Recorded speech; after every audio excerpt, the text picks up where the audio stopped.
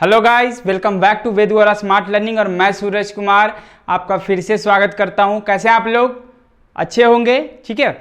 तो मैं क्या करता हूं ना, अभी जो भी मैंने टॉपिक्स बताया उसमें से मैंने फर्स्ट वर्ल्ड वॉर बताया, impact of first world war on India बताया, मैंने खिलाफत मूवमेंट बताया, मैंने नॉन कोऑपरेशन मूवमेंट बताया, मैंने different strands with in the movement बताया, मैंने टुवर्ड्स सिविल डिसोबीडियंस बताया। मतलब कि आपने सीबीएसई का जो फर्स्ट चैप्टर है सोशल स्टडीज़ का नेशनलिज्म इन इंडिया, उसका मैंने सारा टॉपिक्स जो आपके एग्जाम में पूछा जा रहा था उसको मैंने क्या किया, कवर कर दिया, ठीक है। अब बात आती है क्वेश्चंस की। तो जैसा मैंने बोला था कि क्वेश्चंस आपको बहुत सारे मिलेंगे, एग्जाम में क्या पूछने वाला है ये हमें नहीं पता फ्रेंड्स, बट मैं इतनी तैयारी जरूर कर लूँगा कि एग्जाम में जो भी क्वेश्चन पूछा जाएगा ना, आप उसका बेहिचक जवाब दोगे और बिल्कुल कॉन्फिडेंस के साथ दोगे। क्योंकि ये पता है ना, डिस्क्रिप्टिव एग्जाम है आपका, लिखना पड़ेगा। 3 मार्क्स का क्वेश्चन रहेंगे, 5 मार्क्स के क्वेश्चन रहेंगे, और भी रहेंगे क्वेश्चन, जितना भी रहेगा आपका सारा डिस्क्रिप्टिव रहेगा। तो मैंने जो भी टॉपिक्स आपको बताया, यदि वो आपने नहीं देखा है तो पहले जाकर आप उसे देखो, क्योंकि ये सारी ऐसी वीडियोज़ थी, ऐसी क्लासेस थी जो आपके लिए बनाया गया था, काफ़ी मेहनत किया गया था उसके पीछे आपके लिए ही फ्रेंड्स, ठीक है। तो ये आप तक पहुंचाने के लिए ये एक जरिया था, वेद वोरा स्मार्ट लर्निंग। इसको आप प्लीज़ ऐप और यूट्यूब पे इसको जाकर देखो, यहाँ पे आपको बहुत सारे क्वेश्चंस मिलेंगे। ये मैं देखो पहले भी बोलता हूँ कि वेद वोरा जो है ना, ये आपकी ज़िंदगी बदलने वाला है। ये एक ऐसा प्लेटफॉर्म है जो बिल्कुल हट के है, बिल्कुल आपके लिए, और आपके लिए हमेशा डेडिकेटेड रहेगा, ठीक है फ्रेंड्स। तो मैं यदि बात करूँ आज के क्वेश्चंस की, क्योंकि मैंने चैप्टर खत्म कर दिया फ्रेंड्स, सेकेंड चैप्टर जो आपका है the making of a global world, उस पर भी मैं थोड़ी सी बातचीत करूंगा। पहले मैं क्वेश्चंस लेके आ रहा हूं, ठीक है। तो देखो पहले क्वेश्चंस की यदि मैं बात करूं तो सबसे पहले मैं आता हूं हिस्ट्री से रिलेटेड, क्योंकि आप नेशनलिज्म इंडिया पढ़ रहे हो तो क्वेश्चन आपको दिखेंगे इसमें, ठीक है फ्रेंड्स। देखो तो क्वेश्चन में आ रहा हूं, ये रहा आपके सामने क्वेश्चंस फ्रेंड्स। देखो सबसे पहली बात, आपको क्वेश्चन बहुत सारे प्लेटफॉर्म से मिलते होंगे, मुझे नहीं पता आप क्वेश्चंस कैसे देख रहे हो, बट ये अब मेरा हैंड रिटेन है, ठीक है फ्रेंड्स। जो भी क्वेश्चंस आपके लिए लाया गया है वो बहुत सारा मेहनत के बाद यहाँ पे आपको क्वेश्चन दिखाया गया है। ये हैंड रिटेन है, इस बात को समझने की कोशिश करो। यहाँ पे आपको छाप नहीं दिया गया कि टाइप किया क्वेश्चन दिखा दिया, यहाँ पे वो चीज़ नहीं है फ्रेंड्स। जो भी है आपका प्रीवियस ईयर से रिलेटेड है और आपके लिए ही है जो पूछा जाएगा आपको एग्जाम में।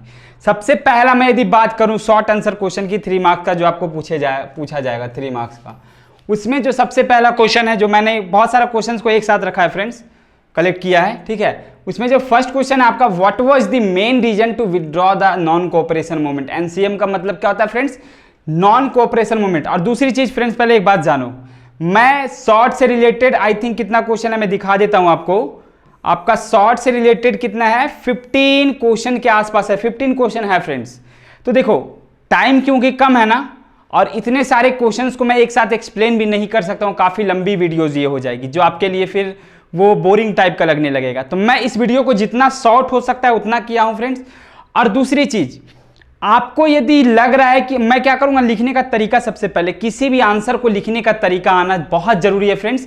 जैसे आप किसी भी आंसर को लिख रहे हो तो आप ये बात ध्यान रखना कि उस आंसर को आप पॉइंट वाइज लिखो। पॉइंट वाइज लिखने से इन द सेंस ये हुआ कि आप उस आंसर को, जैसे मैंने रीजंस पूछा तो रीजन आप लिख के the reasons are the following में से फर्स्ट में दिखा दोगे एरो, सेकंड दिखा दोगे, थर्ड दिखा, 3 से 4 रीजन दोगे पॉइंट वाइज, वो आपका फिर वो फुल मतलब कॉन्फिडेंट वाला आंसर हो जाएगा, जिसमें मार्क्स काटने की कोई भी गुंजाइश नहीं है, वो आपका मार्क्स फुल में फुल आएगा। तो ठीक है, मैं क्या करता हूं ना, अभी आपको 2-3 क्वेश्चन का एक्सप्लेनेशन मैं आपको देता हूं कि एक्चुअल में आपको आंसर लिख के कैसे आना एग्जाम में, उसके लिए। और बाकी जो भी क्वेश्चंस है फ्रेंड, ऐसा है कि आप एक बार ट्राई करना उन सारे क्वेश्चंस को, ठीक है। उन सारे क्वेश्चंस को ट्राई करो, जो बना तो बना, नहीं तो फिर फ्रेंड्स आपको पीडीएफ जो मिलेगी लिंक में, आपको डिस्क्रिप्शन में आपको सारा पीडीएफ मिल जाएगा, उसमें सारा आंसर जो कि मेरे हाथों का लिखा हुआ है, मैंने खुद से लिखा है उस आंसर को, वो आपको लिंक में मिल जाएंगे, यूट्यूब के लिंक में मिल जाएंगे डिस्क्रिप्शन में। तो उसके लिए टेंशन नहीं लेना, सारे आंसर्स, लेकिन फिर पहले ट्राई करना फ्रेंड्स, पहले खुद से, उसके बाद, क्योंकि ये तो दूसरा ऑप्शन है ना, but first option is always gives you a better result, okay. ठीक है फ्रेंड्स, तो ऐसी बातें स्टार्ट करता हूं मैं अपना टॉपिक। सबसे पहले मैं क्या बात कर रहा हूं, सबसे पहले मैं आऊं तो फर्स्ट क्वेश्चन मैंने क्या बताया था फ्रेंड्स कि what was the main reason to withdraw the non cooperation movement. आप बताओ कि नॉन कोऑपरेशन मूवमेंट जो हुआ था फ्रेंड्स, उसको विदड्रॉ क्यों किया गया था, उसको खत्म क्यों किया गया था। तो आप बोलोगे कि सर उस नॉन कोऑपरेशन मूवमेंट को खत्म करने का जो सबसे पहला इशू था कि खिलाफत मूवमेंट, जिसमें गांधी जी का साथ था, उसको अब खिलाफत आंदोलन को फिर से इस्टेब्लिश कर दिया गया था, मुस्लिम को उसका साम्राज्य दे दिया गया था, जिस वजह से वो लोग हट गए थे। दूसरी चीज, कांग्रेस के बहुत सारे लीडर्स जो थे वो इस नॉन कोऑपरेशन मूवमेंट को छोड़ दिए थे। तीसरी चीज, इसमें लंबा स्ट्रगल था और कोई रिस्पॉन्स आ नहीं रहा था। तीसरी चीज, चौथी चीज और जो सबसे इंपॉर्टेंट है, जो मैंने पिछले क्लासेज में बताई थी कि चौरा चौरी मैसेकर हुआ था, जिसमें 22 पुलिसकर्मी को, 22 पुलिसमैन को क्या कर दिया गया था, जिंदा जला दिया गया था। फ्रेंड्स, चौरा चौरी जगह का नाम है जो गोरखपुर के यूपी में है, वहां पे, जिस कारण से ये जो नॉन कोऑपरेशन मूवमेंट था बंद कर दिया गया, क्योंकि गांधी जी ये चाहते थे कि मेरा जो भी मूवमेंट है नॉन कोऑपरेशन मूवमेंट, उसमें वायलेंस नाम की कोई भी चीज नहीं होनी चाहिए। बट यहां पर जो चौरा चौरी मैसेकर हुआ था, चौरा चौरी कांड हुआ था, उसमें तो वायलेंस हो गया था ना, जिस कारण से नॉन कोऑपरेशन मूवमेंट को क्या कर दिया गया था, विड्रॉ किया। मैं इसको आंसर में समझाता हूं कि आपको लिख के कैसे आना है। देखो आप क्या लिखोगे, the main reasons to withdraw the non cooperation movement are, जो मेन पहला क्या था आपका कि लॉन्ग स्ट्रगल था बट कोई रिस्पॉन्स नहीं आ रहा था, पहला चीज। दूसरा चीज कि Muslim left the protest because of the establishment of secular democracy. Muslim ने क्या किया था, इस नॉन कोऑपरेशन मूवमेंट को छोड़ा था क्योंकि उनको जो चाहिए था वो मिल गया था, सेकुलर डेमोक्रेसी उनके पास आ गया था। तीसरी चीज कि वायलेंस क्रिएटेड, ये भी है फ्रेंड्स, इसको एन मत पढ़ लेना, ठीक है, इसको एन पढ़ने की भूल न करना यारों, ठीक है, ये भी है आपका। Violence created at Chaura Chauri, Chauri Chaura, where 22 policemen burnt alive and Gandhiji did not want any type of violence, that's why non-cooperation movement withdrawal। मतलब क्या है कि वायलेंस क्रिएट किया गया था चौरा चौरी के पास, जिसमें 22 पुलिसकर्मियों को क्या कर दिया गया था, जिंदा जला दिया गया था, मार दिया गया था, जिस कारण से यहाँ पे गांधी, और ऐसा कुछ गांधी जी चाहते नहीं थे कि वायलेंस क्रिएट हो, जिस वजह से ये नॉन कोऑपरेशन मूवमेंट विड्रॉ कर दिया गया। तो जो लास्ट रीजन है वो क्या है कि some Congress leaders were tired of mass struggle, यानी कि कांग्रेस लीडर जो थे वो क्या हो गए थे इस मास स्ट्रगल से, ये लॉन्ग रिस्पॉन्स जो चल रहा था, कोई रिस्पॉन्स नहीं आ रहा था, लॉन्ग स्ट्रगल था, जिस कारण से कुछ कांग्रेस लीडर जो थे इसको छोड़ चुके थे, जिस वजह से। तो ये 4 मेन पॉइंट है फ्रेंड्स जो आपको लिख के आना एग्जाम में, जब आपको पूछेगा कि नॉन कोऑपरेशन मूवमेंट को क्यों विड्रॉल कर दिया गया था, तो आपका ये आंसर रहेगा, ठीक है। ये चीजें समझ में आई आपको। और देखो अब मैंने क्या बताया कि आंसर आपको बिल्कुल ऐसे ही लिख के आना है फ्रेंड्स, पॉइंट वाइज। ये नहीं कि आपने क्या कर दिया, स्टोरी बनाकर ऐसे 4 लाइन का बना दिए और लिखते चले गए। ये चीजें आपको नुकसान दे सकती है फ्रेंड्स, इस बात को जानो। आपको जो भी आंसर लिखना है सब पॉइंट वाइज ही लिखना है, ठीक है। और यदि मैं पिछले और क्वेश्चन की ओर चलूं तो दूसरा क्वेश्चन आपका क्या है कि एक्सप्लेन द आइडियाज ऑफ सत्याग्रह। सत्याग्रह का क्या क्या आइडियाज रखा गया था गांधी जी के द्वारा, उसके बाद गांधी जी के नेतृत्व में। उसके बाद क्या है कि why Indians were outraged by the Rowlatt Act. Rowlatt Act से इंडियंस क्यों खफा थे, क्यों मतलब कि गुस्सा थे। पता ही है आपको कि बिना दलील बिना वकील का ये एक एक्ट माना जाता था, जिसमें शक के आधार पर जेल में डाल दिया जाता था इंडियंस लोगों को, ठीक है। इस कारण से गांधी जी ने विरोध करना शुरू किया और नॉन कोऑपरेशन मूवमेंट आया था। तो ये बातें आपको पहले खुद करनी है फ्रेंड्स, सब कुछ आपको बताया गया है, ठीक है। यदि अभी भी डाउट है तो फिर पीडीएफ है, मेरा सारा आंसर आपको डिटेल में मिल जाएगा, जैसा आप चाहते हो वैसा। और मेरा वो लिखा हुआ है फ्रेंड्स, खुद से लिखा हुआ है, ठीक है। देखते जाओ सिर्फ। How did the plantation workers understand the idea of Swaraj. मतलब स्वराज के बारे में प्लांटेशन वर्कर को क्या कैसे समझ में आया था। तो इसमें भी गांधी जी का इन्वॉल्वमेंट था। जो टी कल्टीवेशन होता था उस पर भी क्या करते थे, अंग्रेज लोग अपना आधिपत्य जमाते थे, जिसका भी विरोध हुआ था, ठीक है। तो ये सारी बातें फिर आपका सारा आपका बताया हुआ फ्रेंड्स, ठीक है। इसलिए ये मत बोलो कि मैं नया चीज बतला रहा हूँ, ऐसा आप मेरे प्रीवियस वीडियोज को देखो, पहले 4 वीडियो या 5 वीडियो जो भी है उसको आप देखो, फिर इस क्वेश्चन को देखना। आपको लगेगा जैसे कुछ है ही नहीं ये सारा क्वेश्चन, ये मेरा विश्वास है कि आप पहले उसको देखो, ठीक है। फिर आपका जो ये नेक्स्ट क्वेश्चन है वो क्या है कि why Gandhi ji decided to withdraw non cooperation movement. ये फिर से आ गया क्वेश्चन फ्रेंड्स कि गांधी जी ने नॉन कोऑपरेशन मूवमेंट को क्यों विड्रॉल करना चाहा था। आपको पता ही होगा वायलेंस की डेट हुआ, फिर से ये क्वेश्चन आ गया क्योंकि ये दो बार बहुत बार ये क्वेश्चन पूछा गया फ्रेंड्स। ठीक है, इस क्वेश्चन को इतना इंपॉर्टेंट है ना, बहुत बार पूछा जाता है ये चीज। फिर नेक्स्ट यदि मैं बोलूं कि explain any 3 effects of the non cooperation movement on the economy of India, मतलब कि इंडिया के इकोनॉमी पे क्या इफेक्ट पड़ा था नॉन कोऑपरेशन मूवमेंट का, तो आप इस बात को जानते हो। यदि नहीं जानते तो चलो मैं इसको एक्सप्लेन कर रहा हूं। द 3 इफेक्ट्स ऑफ नॉन को इफेक्ट्स से अच्छा ना फ्रेंड्स, इसको क्या कर दो ना, इकोनॉमिकल इफेक्ट्स, थोड़ा सा चेंजिंग क्या कर दो, economical effects of non cooperation movement are. क्या क्या हो सकता है फ्रेंड्स, फर्स्ट आपका क्या है कि फॉरेन गुड्स पे क्या किया गया था, बॉयकॉट किया जाने लगा था। ये मैंने पिछले वीडियोज में ही बताई है कि आपका इकोनॉमिकल इफेक्ट भी पड़ा था नॉन कोऑपरेशन मूवमेंट का, जिसमें फर्स्ट था कि जितना भी फॉरेन से सामान आते थे उसको बॉयकॉट किया जाने लगा था। ठीक है फ्रेंड्स, फिर in many areas traders and merchants refuse to trade in foreign goods, मतलब कि जो भी फॉरेन का सामान था उसका ट्रेड करना बंद कर दिया था व्यापारियों ने।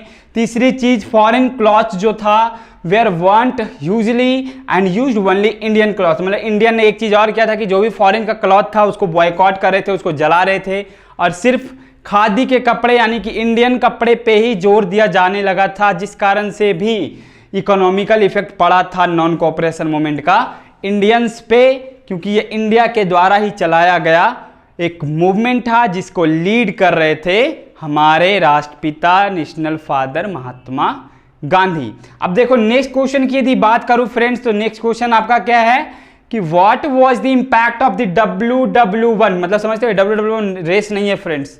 ठीक है, WW1 आपका कोई रेस नहीं है, ये आपका वर्ल्ड वॉर फर्स्ट है। ओके, तो देखो world war first on India, यानी कि इंपैक्ट क्या पड़ा था इंडिया पे फर्स्ट वर्ल्ड वॉर का, ये तो इसको यदि आपने एक्सप्लेन नहीं किया फ्रेंड्स, मतलब फिर आपने कुछ नहीं देगा। फिर से आप मेरे प्रीवियस वीडियोस को देखो, ये मेरा हर बार का रिक्वेस्ट है आपसे कि जब तक वो देखोगे नहीं तब तक ये सारा क्वेश्चन बनेगा नहीं, और जैसे ही वो सारे वीडियोस को देखोगे तो ये सारा क्वेश्चन आपको हलवा लगेगा। हलवा समझते हो ना, हलवा टेस्टी होता है कब, जब उसको अच्छे से बनाया जाएगा तब।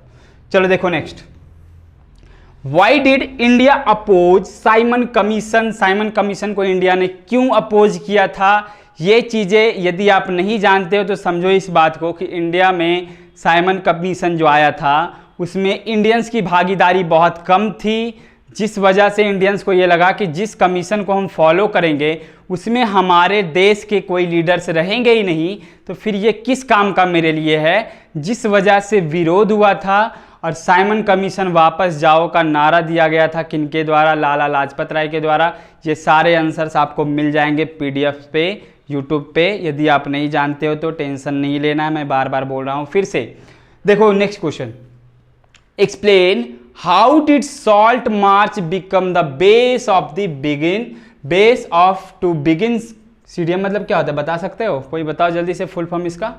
सिविल डिसोबीडियंस मूवमेंट, सविनय अवज्ञा आंदोलन में जो सॉल्ट मार्च था उसका क्या कंट्रीब्यूशन था, क्यों इसको बेस माना गया था, क्योंकि अंग्रेज जो थे वो नमक पे टैक्स लगाते थे। ये गांधी जी को अच्छा नहीं लगा, अच्छा क्या नहीं लगा, उनको एक बहाना मिल गया कि चलो अब सविनय अवज्ञा आंदोलन का स्टार्ट कर देते हैं, जिसका जरिया क्या था, आपका दांडी मार्च था। ठीक है, पैदल चले थे, पता ही होगा, इसके बारे में मैंने पिछले वीडियोज में भी ये चीज़ एक्सप्लेन की है। फिर इस पर मैं ज़्यादा टाइम नहीं लूँगा फ्रेंड्स, क्योंकि ये सारे क्वेश्चन है जो आपको करने हैं। ठीक है, पहले ट्राई करना। वाई वॉज द खिलाफत मूवमेंट स्टार्टेड, क्यों खिलाफत मूवमेंट स्टार्ट हुआ था, तो आपसे बेहतर इसको और कोई नहीं बता सकता, क्योंकि आप ये चीज़ जानते हो। नहीं जानते हो कोई बात नहीं, रिपीट नहीं करूँगा। ठीक है, describe the development which led to the non cooperation movement, यानी कि नॉन कोऑपरेशन मूवमेंट में जो डेवलपमेंट दिखा था वो क्या क्या दिखा था ये बताना है। फिर आपका name the first, second and third satyagraha led by Gandhi ji, यानी गांधी जी के द्वारा 3 सत्याग्रह चलाया गया था फ्रेंड्स। पहला, दूसरा और तीसरा, नॉन कोऑपरेशन मूवमेंट से पहले 3 सत्याग्रह चलाए गए थे फ्रेंड्स, वो आपको बताना है। वो भी मैं बताया हूँ, ऐसे खेड़ा सत्याग्रह था, आपका बारदोली था, और एक आपका चंपारण सत्याग्रह था, वो मैं आपको मेंशन कर दूंगा PDF में। Okay, what is the main causes of civil disobedience movement, यानी सिविल डिसोबीडियंस मूवमेंट जो था, सविनय अवज्ञा आंदोलन था, वो क्यों हुआ था, उसका कारण क्या था, ये आपको बताना है। मतलब कि आपको 15 क्वेश्चन है, यही 15 क्वेश्चन से रिलेटेड आपको क्वेश्चन एग्जाम में दिखेंगे, ना इससे ज्यादा ना इससे कम, बात में है दम, समझो। यही 15 क्वेश्चन आपकी नेशनलिज्म इंडिया से रिलेटेड जो आने वाला है, उसमें एक 15 क्वेश्चन शॉर्ट आंसर टाइप से रिलेटेड, यानी 3 मार्क्स यदि आपको कवर करने हैं एक चैप्टर से, तो आपको इतने क्वेश्चंस आने चाहिए, जिसके लिए आपको मैंने 2 का आंसर बताया ना फ्रेंड्स। बाकी के लिए यदि आप बना रहे हो तब तो अच्छी बात है, क्योंकि सारा कुछ आपको पता है, ठीक है। फिर भी यदि मुझे ये लग रहा है कि नहीं पता है, तो फिर पीछे जाओ, वीडियोज में जाओ, पीडीएफ पे जाओ, लिंक में ही आपको सारे आंसर्स मिलेंगे, ठीक है।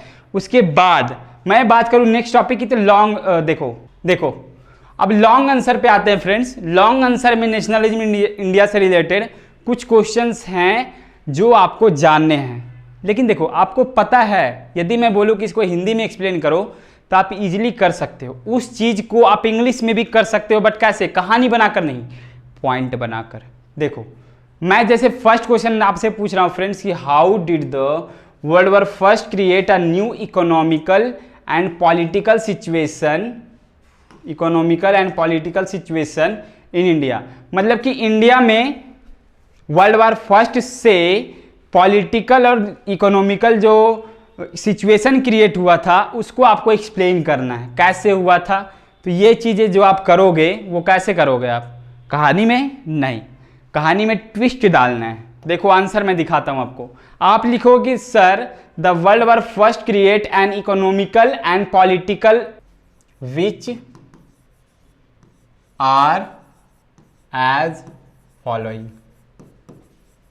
मतलब कि इंडिया पे पॉलिटिकल और इकोनॉमिकल इंपैक्ट पड़ा था किसका, वर्ल्ड वॉर फर्स्ट का, जिसमें फर्स्ट यदि मैं बात करूं तो increased military expenditure and the demands for war supplies led to a sharp rise in price. मतलब कि मिलिट्री एक्सपेंडिचर का खर्च भी बढ़ा था, और जो डिमांड था वॉर सप्लाईज का, चाहे वो वेपन्स का हो, चाहे वो सैनिक लोग का हो, वो भी डिमांड बढ़ने लगा था। दूसरा आपका the war created a demand for industrial goods like Jutes, bags, cloth, rail etc.. जो वार होने लगा था उसमें इंडस्ट्रियल गुड्स का भी डिमांड काफ़ी ज़्यादा बढ़ने लगा था, जैसे जूट्स था आपका, जैसे बैग्स था, क्योंकि वेपन्स आप रखोगे कहाँ, हाथ में ही लेके चलोगे हमेशा, उसके लिए चाहिए ना, खाना चाहिए आपको, कपड़ा चाहिए, वो क्या हाथ में ही रखोगे आप, उसके लिए बैग्स चाहिए, क्लॉथ चाहिए था, रेल चाहिए था, सारा का डिमांड बढ़ने लगा, ठीक है, इकोनॉमिकल इशू, ठीक है। फिर आपका क्या था कि इंडियन इंडस्ट्रीज जो थे expanded during the war and Indian business began to demand for development.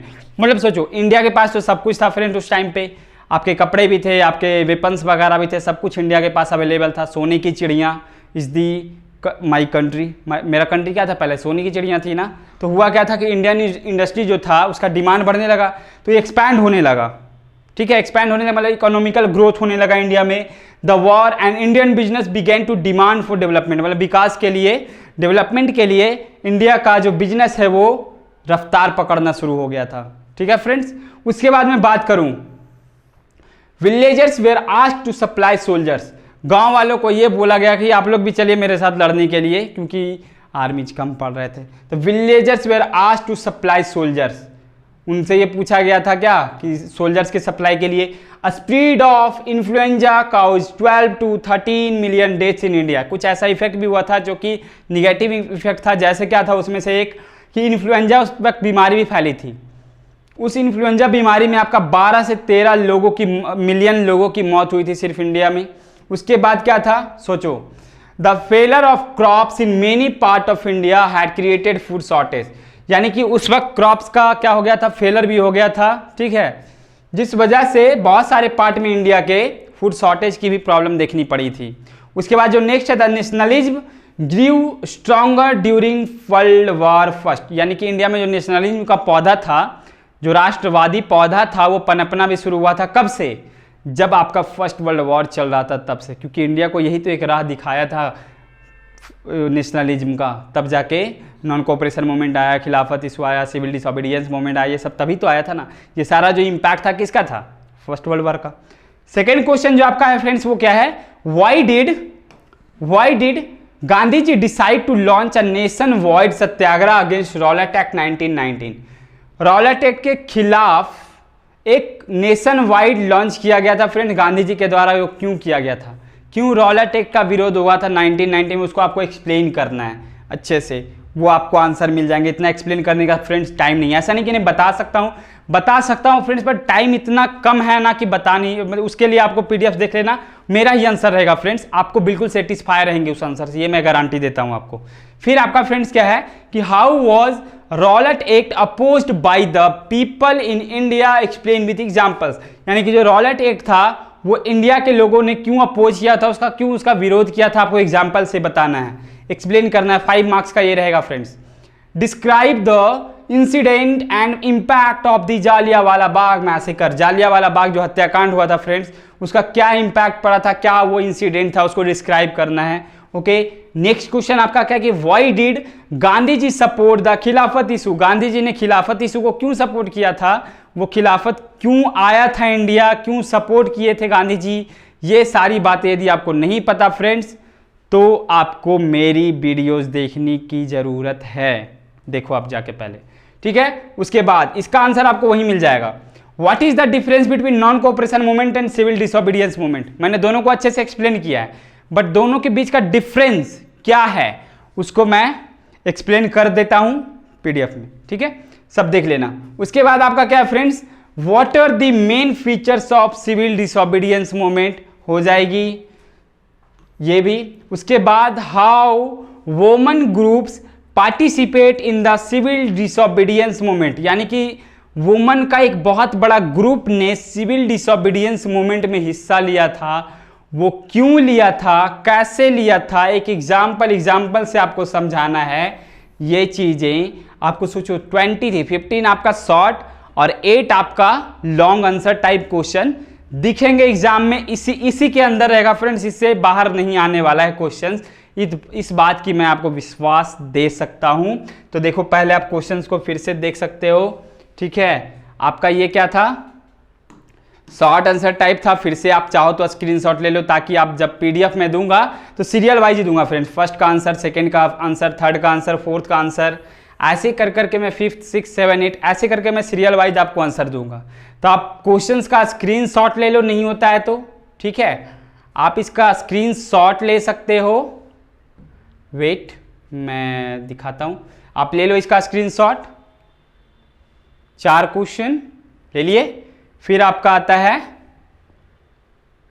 इधर 4 क्वेश्चंस ले लिए, फिर आपका ये 4 क्वेश्चंस जल्दी से ले लो फटाफट, फिर आपका ये 3 क्वेश्चंस जल्दी से इसको स्क्रीनशॉट लो, आपका सारा आंसर मिलने वाला है कल ही। बस जैसे ही मैंने ये वीडियोज आपको मिलेगी उसके बाद जस्ट आप पीडीएफ जब देखोगे लिंक में आपको सारा आंसर मिला हुआ रहेगा, ठीक है। उसके बाद देखो मैंने कुछ आंसर्स को बताने का प्रयास किया कि आपको लिखना कैसे एग्जाम में, पॉइंट वाइज समझाया इस चीज को मैंने अच्छे से, ठीक है। देखो उसके बाद मैं लॉन्ग आंसर पे आता हूं। लॉन्ग आंसर में आपका जल्दी से screenshot low, first second and third है, सेकंड तक का ही पहले लो, ठीक है, सेकंड, उसके बाद थर्ड फोर्थ का लो जल्दी से, उसके बाद 5 6 7 का लो और 8 का डन कर दो, ठीक है फ्रेंड्स। बातें इतनी ही फिलहाल, क्या है कि अभी मैं देख रहे हो किस हालत में आपको पढ़ा रहा हूँ ना फ्रेंड्स, आपके लिए ही मेहनत किया जा रहा है, ठीक है। तो इसका आप पॉजिटिव जब तक इम्पैक्ट नहीं दोगे फ्रेंड्स तो मुझे वो मोटिवेशन की ज़रूरत है आपसे जो मुझे चाहिए। इतनी यदि पसीना चलते हुए मैं आपको पढ़ा रहा हूँ तो इसमें आपका कंट्रीब्यूशन बहुत ज़्यादा ज़रूरी है, ताकि आपके लिए और बेहतर कर सकूं, ठीक है। तो फ्रेंड्स अभी मैं क्या करता हूं, इन सारे क्वेश्चंस का पीडीएफ में अभी जस्ट आपको मैं प्रोवाइड करवा दूंगा मैं, ठीक है। तब तक के लिए क्या करो, इन सारे क्वेश्चंस को आप देखो और जितना आप जानते हो इनमें से जितने क्वेश्चंस का आंसर आपको पता है उसको आप कमेंट सेक्शन में बताओ। जैसे मैं आपको होमवर्क यदि दूं तो आप जल्दी से जो मैं चाहता हूं कि वो क्वेश्चन आप बता सकते हो, इजीली बता सकते हो, यदि आप मेरी प्रीवियस वीडियोज को देखा है तब। जैसे मैं पूछूं आपसे कि बताओ ये प्लांटेशन वर्कर का क्या इम्पैक्ट पड़ा था, ठीक है, ठीक है, आइडिया ऑफ स्वराज से। फिर आपका था ये friends how the world war first help in the growth of the national movement in India. उसके बाद friends explain any 3 effects of the non cooperation movement. Okay, what was the impact of the W first on India, कर सकते हो। उसके बाद explain how did salt march. बिल्कुल बिल्कुल बिल्कुल, कुछ फ्रेंड्स मैंने जो टिक किया है फ्रेंड्स आप उसको करोगे, बिल्कुल करोगे। और लॉन्ग आंसर में सिर्फ एक मैं आपको दे रहा हूं, सिर्फ एक मैं आपको बनाने दे रहा हूं, वो ये जो मैंने बताया कि ये what is the difference between non cooperation movement and civil disobedience movement. और दूसरा ये कि व्हाई